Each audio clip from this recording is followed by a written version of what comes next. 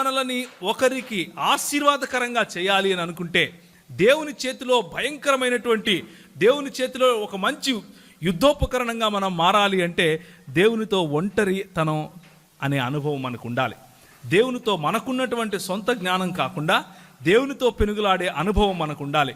మన బంధువులు, మన మిత్రులు, మనకున్నటువంటి చదువు, మన అందం, మన చందం, మన కులం, మన మన సిరి సంపదలు ఇవన్నీ కాదు, కానీ దేవుడు మాత్రమే నాకు ఆధారం అన్నటువంటి ఒక పరిస్థితిలోకి మనం రావాలి.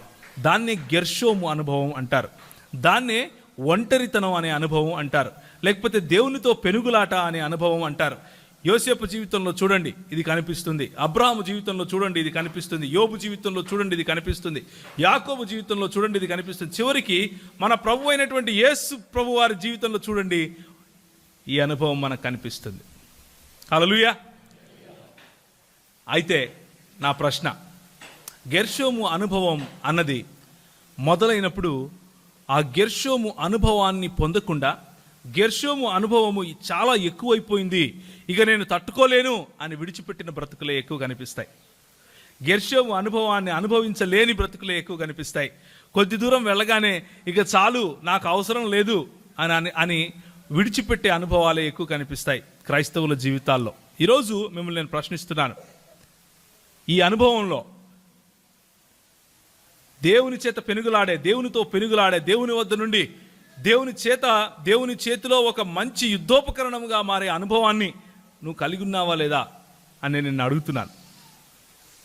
ఒక దేవుని జనునిగా, దైవజనురాలిగా నీ ఇంట్లో, నీ భర్త జీవితంలో, నీ భార్య జీవితంలో, నీ ఉద్యోగంలో, నీ చదువులో దేవునితో పెనుగులాడినటువంటి అనుభవాన్ని కలిగి ఉన్నావా?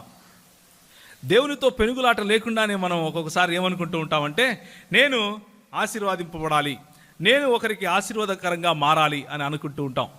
కానీ మారా దగ్గర మోషే గారు ఆశీర్వాదానికి కారణం కాకముందు తను సొంతంగా ఆశీర్వదింపబడటానికి గెర్షోము అనుభవం గుండా వెళ్ళాడు.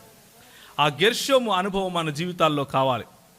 ఆ తరువాత నిర్గమాకాండం మనము 15వ అధ్యాయానికి కనుక వస్తే ఏం కనిపిస్తూ ఉంది అంటే, ఇది నాయకత్వపు విలువలు, నేతృత్వ విలువలు, లేకపోతే నాయకత్వంలో నడిపించే విలువలు, మనము ఒక 10 మందికి ఆశీర్వాదకరంగా మారే విలువలు నేర్పించే సమయం. ఈ అనుభవంలోకి మోషే గారు వస్తారు.